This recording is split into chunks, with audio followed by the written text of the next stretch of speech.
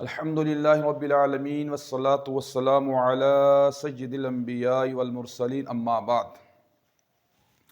جی ہمارے ایک محترم بھائی ہیں، انہوں نے سوال کیا ہے، کیا نبی کریم صلی اللہ علیہ وآلہ وسلم کا سایہ مبارک تھا؟ کہتے ہیں کہ ہمارے چند دوستوں میں یہ بات چلتی رہتی ہے، کوئی کہتے ہیں کہ اللہ کے رسول کا سایہ تھا جس طرح عام انسانوں کو سایہ ہوتا ہے سورج اور چاند کی روشنی میں۔ کوئی اس کا انکار کرتے ہیں کہ نہیں، اللہ کے نبی صلی اللہ علیہ وسلم کا سایہ مبارک نہیں تھا۔ کہتے ہیں صحیح بتائیں ہمیں قرآن و حدیث اس بارے میں کیا کہتا ہے۔ تو میرے بھائیوں، ہمیں سب کو اپنی ضد چھوڑ کر قرآن و سنت کی طرف رجوع کرنا چاہیے، اپنے اختلافات کو اللہ تعالیٰ کی کتاب کی جانب اور نبی صلی اللہ علیہ وسلم کی صحیح احادیث کی جانب لوٹانا چاہیے۔ ہمیں اپنا عقیدہ، عمل، منہج قرآن اور حدیث کے مطابق بنانا چاہیے، ضد نہیں کرنی چاہیے۔ آئیے ہم اصل مسئلہ کی جانب۔ میں اس وقت آپ کے سامنے باحوالہ انشاءاللہ گفتگو کروں گا، ساتھ آپ کو دلائل جو ہیں ان کے نمبر بھی بتا دوں گا تاکہ آپ کو حوالہ ڈھونڈنے میں آسانی ہو۔ سب سے پہلے آپ دیکھیں، یہ 13واں پارہ ہے، سورۃ الرعد ہے، آیت نمبر 15 آیت ہے۔ اس میں اللہ تعالیٰ فرماتے ہیں وَلِلَّهِ يَسْجُدُ مَن فِي السَّمَاوَاتِ وَالْأَرْضِ طَوْعًا وَكَرْهًا وَظِلَالُهُم بِالْغُدُوِّ وَالْآصَالِ۔ اللہ تعالیٰ فرماتے ہیں اللہ کے لیے سجدہ کرتے ہیں جو کچھ آسمان میں ہے، جو کچھ زمین میں ہے، خوشی سے یا ناخوشی سے، وَظِلَالُهُم بِالْغُدُوِّ وَالْآصَالِ، اور ان کے سائے بھی صبح اور شام۔ اللہ تعالیٰ نے زمین اور آسمان کی مخلوق کا ذکر کیا اور ساتھ فرمایا کہ ان کے سائے بھی ہیں، سایوں کا بھی اللہ تعالیٰ نے ذکر کیا۔ تو اللہ کے رسول صلی اللہ علیہ وسلم اللہ کی مخلوق ہیں، زمین میں رہتے ہیں، زمین میں رہنے والے اللہ تعالیٰ نے ان کا فرمایا کہ ان کے سائے موجود ہیں۔ اس آیت سے یہی پتہ چلتا ہے۔ اسی طرح قرآن پاک کی دوسری آیت ہے، اس میں مزید اس سے بھی زیادہ تفصیل ہے۔ یہ آیت سورۃ النحل کی ہے، سورۃ النحل کی آیت نمبر 48 ہے، پارہ نمبر 14 ہے۔ اللہ تعالیٰ فرماتے ہیں اولم یروا الی ما خلق اللہ، اولم یروا الی ما خلق اللہ من شیء یتفیأ ظلالہ عن الیمین والشمائل سجدا للہ ہم داخرون۔ اللہ تعالیٰ فرماتے ہیں کہ نہیں دیکھا انہوں نے اس چیز کی طرف جو پیدا کی اللہ تعالیٰ نے، من شیء، جو فرمایا کہ جو اللہ تعالیٰ نے مخلوق پیدا کی ہے، فرمایا کہ وہ اللہ تعالیٰ کی مخلوق کی طرف نہیں دیکھتے۔ یتفیأ ظلالہ، ڈلتے ہیں، ظلالہ، ان کے سائے، عن الیمین والشمائل، فرمایا ڈلتے ہیں، ظلالہ، اس کے سائے جو اللہ تعالیٰ نے مخلوق پیدا کی ہے، فرمایا ان کا سایہ جو ہے وہ دائیں جانب، عن الیمین والشمائل، دائیں جانب ان کے سائے اور بائیں جانب ان کے سائے ڈلتے ہیں، سجدا للہ، اللہ تعالیٰ کے لیے سجدہ کرتے ہو، وہم داخرون، اور وہ اس حال میں کہ وہ عاجزی کرنے والے ہیں۔ کوئی اللہ تعالیٰ کو نہ بھی سجدہ نہیں بھی کرنا چاہتا، لیکن ان کے سائے اللہ تعالیٰ فرماتے ہیں ضرور مجھ کو سجدہ کرتے ہیں۔ جو اللہ تعالیٰ نے مخلوق پیدا کی ہے، فرمایا جو بھی مخلوق ہے وہ چاہتے ہوئے بھی نہ چاہتے ہوئے بھی، فرمایا ان کے سائے اللہ تعالیٰ کو ضرور سجدہ کرتے ہیں، اس حال میں کہ وہ عاجزی کرنے والے ہیں۔ سجدہ کا مطلب ان کا زمین میں پھیل جانا، زمین کے اوپر ان کا سایہ ظاہر ہونا۔ اگر کوئی اللہ تعالیٰ کو سجدہ نہیں بھی کرتا لیکن ان کا سایہ اللہ کو ضرور سجدہ کرتا ہے۔ تو اس میں اللہ تعالیٰ نے مخلوق کا ذکر کیا ہے کہ جو بھی مخلوق اللہ نے پیدا کی ہے، فرمایا کہ ان کے سائے بھی اللہ تعالیٰ کو سجدہ کرتے ہیں۔ تو اللہ کے نبی صلی اللہ علیہ وسلم بھی اللہ کی مخلوق ہے، آدم علیہ السلام کی اولاد سے ہیں، اور اللہ تعالیٰ کی مخلوق میں بہترین انسانوں میں سب سے زیادہ شان والے، عظمت والے، رفعت والے اللہ کے نبی صلی اللہ علیہ وسلم ہیں۔ تو آپ صلی اللہ علیہ وسلم بھی اللہ کی مخلوق ہیں۔ اس لحاظ سے قرآن کی اس آیت سے یہ پتہ چلتا ہے کہ اللہ تعالیٰ نے جو مخلوق پیدا کی ہے، اللہ نے ان کے سائے بھی بنائے ہیں۔ اسی طرح مزید وضاحت اللہ کے نبی صلی اللہ علیہ وسلم کی حدیث سے ہم آپ کے سامنے کچھ احادیث پیش کرتے ہیں مسند امام احمد، اس کے حوالے سے آپ کے سامنے ذکر کرتے ہیں کہ اللہ کے نبی صلی اللہ علیہ وسلم کا سایہ مبارک تھا۔ نبی صلی اللہ علیہ وسلم کی حدیث ہے، اللہ کے نبی صلی اللہ علیہ وسلم ایک سفر میں تھے۔ اللہ کے نبی صلی اللہ علیہ وسلم کے ساتھ آپ کی بیویاں بھی تھیں کچھ۔ آپ صلی اللہ علیہ وسلم سفر میں اپنی بیگمات کو بھی، سفر کئی دنوں پہ محیط ہوتا تھا، تو اللہ کے نبی صلی اللہ علیہ وسلم اپنی ازواج کو، جس کو آپ پسند کرتے، ساتھ سفر میں لے جاتے قرآن اندازی کے ذریعے۔ تو اس سفر میں نبی پاک صلی اللہ علیہ وسلم کے ساتھ حضرت زینب بھی تھی، ہماری ماں، جس کو قرآن پاک نے ہماری ماں کہا ہے۔ نبی کی جتنی بیویاں ہیں وہ مومنوں کی مائیں ہیں۔ تو حضرت صفیہ رضی اللہ عنہا، یہ بھی ہماری ماں ہے، اللہ کے نبی صلی اللہ علیہ وسلم کا حرم ہے، نبی صلی اللہ علیہ وسلم کی بیوی ہے۔ حضرت زینب کا اونٹ، حضرت صفیہ رضی اللہ عنہا کا اونٹ اس سفر میں بیمار ہو جاتا ہے۔ حضرت زینب کے پاس 2 اونٹ تھے، حضرت زینب کے پاس 2 اونٹ تھے، تو نبی صلی اللہ علیہ وسلم نے فرمایا کہ آپ کے پاس جو اضافی اونٹ ہے آپ صفیہ کو دے دیں۔ تو حضرت زینب نے کہا کہ میں ایک یہودیہ کو اونٹ دے دوں۔ نبی صلی اللہ علیہ وسلم کی بیوی سیدہ صفیہ کو انہوں نے کہا کہ میں ایک یہودیہ کو اونٹ دے دوں، میں تو یہودیہ کو اونٹ نہیں دے سکتی۔ تو اللہ کے نبی صلی اللہ علیہ وسلم اس بات سے ناراض ہو گئے ان سے، اور یہ ناراضگی 2-3 ماہ چلتی رہی۔ 2-3 ماہ کے بعد اللہ کے نبی صلی اللہ علیہ وسلم دوپہر کے ٹائم، سیدہ زینب فرماتی ہیں، قالت بینہما انا یوما بنصف النہار اذا انا بظل رسول اللہ صلی اللہ علیہ وسلم مقبل، کہتی ہیں کہ ایک دن دوپہر کے وقت، دن کے درمیان میں آدھے دن، یعنی دوپہر کے وقت میں اللہ کے نبی صلی اللہ علیہ وسلم میرے گھر میں تشریف لائے، تو اللہ کے نبی صلی اللہ علیہ وسلم سے پہلے آپ کا سایہ میرے مبارک گھر میں داخل ہوا۔ تو اس میں دیکھیں وہ بظل رسول اللہ صلی اللہ علیہ وسلم مقبلین، اللہ کے نبی صلی اللہ علیہ وسلم کا سایہ مبارک کا ذکر کر رہے ہیں۔ یہ حدیث مسند احمد کی ہے، اس کا یہ صفحہ نمبر ہے، آپ دیکھیں یہ روایت 3 جگہ پہ آتی ہے۔ یہ مسند احمد میں 3 مقامات پر اسی جلد میں یہ حدیث آتی ہے۔ میں ان کے صفحے ذکر کر دیتا ہوں تاکہ آپ کو ڈھونڈنے میں آسانی ہو۔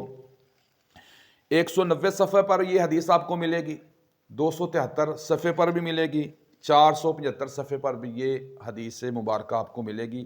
یہ حدیث بالکل صحیح ہے۔ اس میں اللہ کے نبی صلی اللہ علیہ وسلم کے ساتھ سائے کا ذکر ہے، جو کہ آپ کی بیوی نے کہا کہ میں نے اللہ کے نبی صلی اللہ علیہ وسلم کا سایہ دیکھا۔ آپ صلی اللہ علیہ وسلم میرے گھر میں جب داخل ہوئے تو آپ کے داخل ہونے سے پہلے آپ کا سایہ مبارک میرے گھر میں داخل ہوا، جیسے عام ہوتا ہے کہ سایہ آگے آگے ہوتا ہے، تو اللہ کے نبی صلی اللہ علیہ وسلم کا سایہ میرے گھر میں داخل ہوا۔ تو ان حدیث سے معلوم ہوا کہ اللہ کے نبی صلی اللہ علیہ وسلم کا سایہ مبارک تھا جس طرح عام سایہ ہوتا ہے۔ اسی طرح ایک اور حدیث مبارکہ ہے جس میں نبی صلی اللہ علیہ وسلم نے خود اپنے لیے اپنے سائے کا ذکر فرمایا۔ اللہ کے نبی صلی اللہ علیہ وسلم ایک دن فجر کی نماز پڑھا رہے تھے۔ فجر کی نماز پڑھاتے پڑھاتے اللہ کے نبی صلی اللہ علیہ وسلم تھوڑا سا مصلی سے چل کے آگے گئے، 1-2 قدم آگے گئے، پھر اللہ کے نبی صلی اللہ علیہ وسلم پھر واپس اپنی جگہ پہ لوٹ آئے۔ نماز ختم ہونے کے بعد صحابہ کرام نے پوچھا، اللہ کے نبی صلی اللہ علیہ وسلم یہ عمل تو پہلے کبھی نہیں آپ نے کیا، آج کیا معاملہ ہو گیا؟ کیا کوئی نیا حکم آ گیا ہے؟ کیا مسئلہ تبدیل ہو گیا ہے؟ تو نبی صلی اللہ علیہ وسلم نے ذکر فرمایا کہ حالت نماز میں اللہ تعالیٰ نے سارے پردے ہٹا دیے، اللہ تعالیٰ نے میرے سامنے جنت کر دی، جنت کے پھل میرے سامنے آ گئے، درختوں کے پھل میں آگے بڑھ کے ان کو حاصل کرنا چاہتا تھا، اور ایک پھل جس طرح کدو ہوتا ہے بڑا، تو کدو کے برابر اتنے پھل تھے جنت کے، تو میں آگے بڑھ کر ان کو پھلوں کو حاصل کرنے لگا، تو اللہ تعالیٰ نے فوراً وحی بھیجی اور مجھے روک دیا، اور اس کے بعد اللہ تعالیٰ نے فوراً جو ہے میرے سامنے جہنم بھی کر دی۔ تو نبی کریم صلی اللہ علیہ وسلم فرماتے ہیں کہ میں نے اس جہنم کی جو آگ ہے، اس آگ کی روشنی میں، اللہ کے نبی صلی اللہ علیہ وسلم کے الفاظ ہیں، آپ نے فرمایا حتی رأیت ذلی و ذلکم، نبی کریم صلی اللہ علیہ وسلم نے فرمایا اس آگ کی روشنی میں نے دیکھا، حتیٰ رأیت ذلی و ذلکم، نبی کریم صلی اللہ علیہ وسلم فرماتے ہیں حتیٰ رأیت، دیکھا میں نے، رأیت ذلی اپنا سایہ، و ذلکم اور تمہارا سایہ میں نے اس آگ کی روشنی میں دیکھ لیا۔ تو اس میں نبی صلی اللہ علیہ وسلم خود اپنے سایہ کا ذکر فرما رہے ہیں کہ میں نے اپنا سایہ بھی اور تمہارا سایہ بھی اس آگ کی روشنی کے اندر دیکھ لیا۔ یہ حدیث مبارکہ ہے صحیح ابن خزیمہ کی یہ حدیث پہلی جلد ہے۔ اس حدیث کا نمبر ہے 8892۔ یہ دیکھیں آپ، نشان لگایا ہوا میں نے، 892 نمبر یہ حدیث ہے، صحیح ابن خزیمہ کی یہ پہلی جلد ہے۔ تو اس میں اللہ کے نبی صلی اللہ علیہ وسلم نے اپنے لیے خود سائے کا ذکر، اللہ کے نبی صلی اللہ علیہ وسلم نے فرمایا کہ میں نے اپنا سایہ، تو اللہ کے نبی صلی اللہ علیہ وسلم نے اپنا سایہ خود ذکر فرمایا۔ تو باقی کیا چیز رہ جاتی ہے؟ کتنی صحیح حدیث ہے۔ جو میں ہمارے بھائی کہتے ہیں کہ اللہ کے نبی صلی اللہ علیہ وسلم کا سایہ نہیں تھا، وہ کہتے ہیں جی اللہ تعالیٰ نے نبی صلی اللہ علیہ وسلم کا سایہ نہیں بنایا کیونکہ آپ نور تھے، نور کا سایہ نہیں ہوتا۔ کبھی وہ کہتے ہیں جی نبی صلی اللہ علیہ وسلم کا سایہ اللہ تعالیٰ نے اس لیے نہیں بنایا کہ کسی کا پاؤں آپ کے سایہ پہ نہ آ جائے۔ تو آتے ہیں ہم ان دونوں باتوں کا جائزہ لیتے ہیں، یہ دونوں باتیں بھی غلط ہیں۔ پہلی بات جو کہتے ہیں کہ اللہ کے نبی صلی اللہ علیہ وسلم نور تھے اور نور کا سایہ نہیں ہوتا، تو یہ بات بھی غلط ہے۔ نوریوں کا سایہ بھی ہوتا ہے، کس نے کہا کہ نور کا سایہ نہیں ہوتا؟ صحیح بخاری کی حدیث نمبر ہے 1244 اور دوسری جگہ پر 1293، اور بھی کئی مقامات پر یہ حدیث آتی ہے۔ اللہ کے نبی صلی اللہ علیہ وسلم کے صحابی تھے حضرت عبداللہ، جابر بن عبداللہ مشہور صحابی ہیں جابر، ان کے والد محترم عبداللہ وہ جنگ احد میں شہید ہو گئے، اور کافروں نے ان کی لاش کی بے حرمتی بھی کی۔ جب ان کو گھر میں لایا گیا، کپڑے سے ان کا چہرہ مبارک ڈھانپا گیا، تو گھر کے افراد، گھر کی عورتیں شدید صدمے میں رو رہی ہیں، پریشان ہیں، بہت زیادہ صدمہ تھا۔ تو نبی کریم صلی اللہ علیہ وسلم نے گھر والوں کو مخاطب کر کے کہا کہ تم رو یا نہ رو، ما زالت الملائکہ تظلہ باجنحتہا حتی رفعتموہ۔ اللہ کے رسول صلی اللہ علیہ وسلم فرماتے ہیں کہ آسمان کے فرشتے، فرمایا اپنے پروں کا سایہ، آسمان کے فرشتے فرمایا اپنے پروں کا سایہ کیے رکھیں گے، حتی رفعتموہ، یہاں تک کہ ان کا جنازہ اٹھا لیا جائے۔ ان کا جنازہ اٹھانے تک آسمان کے جو اللہ کے نوری فرشتے ہیں وہ اپنے پروں کا سایہ ان پر برابر کیے رکھیں گے۔ یہ دیکھ لیں آپ، نوری حضرت جو فرشتے ہوتے ہیں، اللہ کے فرشتے نوری مخلوق ہیں، ان کا لیے یہ لفظ ہے تذلو، فرمایا کہ وہ ان کا سایہ ہے۔ تو نوریوں کے لیے ان کے سائے کا ذکر اللہ کے نبی صلی اللہ علیہ وسلم کی صحیح بخاری میں حدیث ہے۔ تو صحیح بخاری کا حدیث کا مقابلہ کوئی اور کتاب کر سکتی؟ تو نور معلوم ہوا کہ نور کا سایہ بھی ہے، نوریوں کو سایہ بھی ہے۔ یہ جو بات ہے کہ نور کا سایہ نہیں ہوتا، یہ 100% غلط ہے، جیسے کس حدیث سے پتہ چل رہا ہے۔ دوسری بات یہ ہے، کہتے ہیں کہ اللہ کے نبی صلی اللہ علیہ وسلم کا سایہ اللہ تعالیٰ نے اس لیے نہیں بنایا کہ کسی کا پاؤں نہ آ جائے۔ یہ بات بھی عقل کے خلاف ہے۔ کسی کے سائے پہ آپ پاؤں رکھ لیں، کسی کے سائے پہ پاؤں رکھیں، سائے پہ پاؤں آتا ہی نہیں ہے، سایہ پاؤں کے اوپر آ جاتا ہے، تو یہ بات بھی عقل کے خلاف ہے۔ تو یہ من گڑت باتیں ہیں، یہ ان کا کوئی دلیل کے ساتھ کوئی تعلق نہیں ہے، یہ جہالت کی باتیں ہیں۔ تو ہمیں ان باتوں سے بچنا چاہیے، جہالت کی باتوں سے، اور ان کا دور دور بھی اس کے ساتھ، حقیقت کے ساتھ کوئی تعلق نہیں ہے، کوئی واسطہ نہیں ہے۔ اور آخر میں ہم یہ بتانا چاہتے ہیں کہ کچھ بھائی ہمارے کیونکہ کچھ باتیں تو ہوتی ہیں، بات تو ہر موضوع پہ ہی کسی نہ کسی کے پاس کوئی دلیل ہوتی ہے، لیکن بات یہ ہے کہ دلیل کا صحیح ہونا بھی ضروری ہے۔ جیسے ایک مقدمہ جج صاحب کے پاس پیش ہوتا ہے تو وکالت کرنے والے دونوں سائڈوں پہ ہوتے ہیں، دونوں کے دلائل تو ٹھیک نہیں ہوتے، ظاہر ہے سائڈ تو ایک ہی ٹھیک ہوتی ہے۔ تو دیکھیں اس میں کچھ لوگوں نے کہا جی حکیم ترمذی نے اپنی کتاب نوادر الاصول میں لکھا ہے کہ نبی کریم صلی اللہ علیہ وسلم کا سورج کی روشنی میں اور چاند کی روشنی میں سایہ مبارک نہیں تھا۔ تو کہاں صحیح احادیث مبارکہ اور کہاں حکیم ترمذی۔ شاہ عبدالعزیز محدث دہلوی رحمہ اللہ نے اپنی کتاب بستان المحدثین صفحہ نمبر 68 68 پر اس بات کو ذکر کیا کہ حکیم ترمذی، کچھ لوگوں کو مغالطہ ہو جاتا ہے کہ حکیم ترمذی شاید وہ جامع ترمذی والے جو سیاہ کتب ستہ کے اندر شامل ہے وہ مراد ہیں۔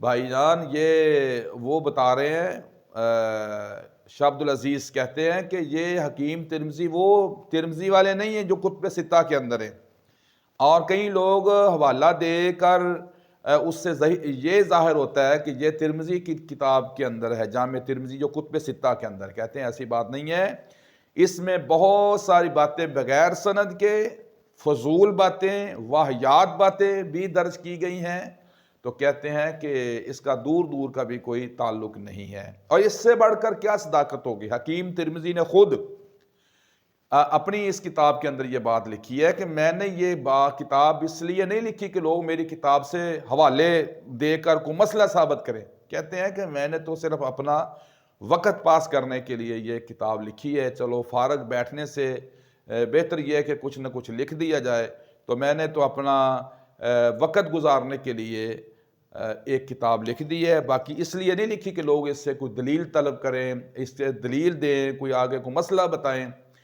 تو میرے بھائیو، اس ساری گفتگو سے یہ ثابت ہوا کہ اللہ کے نبی صلی اللہ علیہ وسلم ایک ٹھوس جسم رکھتے تھے۔ ٹھوس جسم جس کا بھی ہے اس کا سایہ ہوتا ہے، جس سے سورج کی روشنی آگے نہ گزر سکے جس چیز سے، تو اس کا سایہ اللہ تعالیٰ نے بنایا ہے۔ جو بھی مخلوق ہے تو اللہ کے نبی صلی اللہ علیہ وسلم کا سایہ مبارک تھا، جیسا کہ میں نے آپ کو مسند امام احمد 6 جلد سے 3 حوالے آپ کو بتائے، 3 صفحے، 3 جگہ سے مختلف صفحے آپ کو بتائے۔ اسی طرح صحیح ابن خزیمہ سے میں نے آپ کو بتایا، اسی طرح 2 قرآن کی آیات سے میں نے آپ کو بتایا کہ اللہ کے نبی صلی اللہ علیہ وسلم کا سایہ مبارک تھا۔ ان ساری باتوں سے یہ پتہ چلتا ہے کہ اللہ کے نبی صلی اللہ علیہ وسلم کا سایہ مبارک تھا۔ اس بارے میں الجھنا نہیں چاہیے، قرآن و سنت کے دلائل کو فالو کرنا چاہیے۔ جس طرح اللہ تعالیٰ نے ہم کو پابند کیا ہے کہ ہم اللہ تعالیٰ کی بات کو مانیں اور پیارے نبی صلی اللہ علیہ وسلم کی صحیح احادیث کو مانیں، اسی طرح جیسے پابند کیا ہے ویسے ہی ہم کو اس کی پابندی کرنی چاہیے، ایمان رکھنا چاہیے۔ اللہ تعالیٰ مجھے اور آپ کو صحیح معنوں میں رسول اکرم صلی اللہ علیہ وسلم کے ساتھ سچی محبت نصیب فرمائے، اور اللہ تعالیٰ قیامت والے دن اپنے پیارے نبی صلی اللہ علیہ وسلم کے حوض کوثر سے ہمیں پانی نصیب فرمائے۔ اللہ قیامت کے دن پیارے نبی صلی اللہ علیہ وسلم کے ساتھ جنت میں آپ کا ساتھ نصیب فرمائے۔ صلی اللہ علی النبی الکریم۔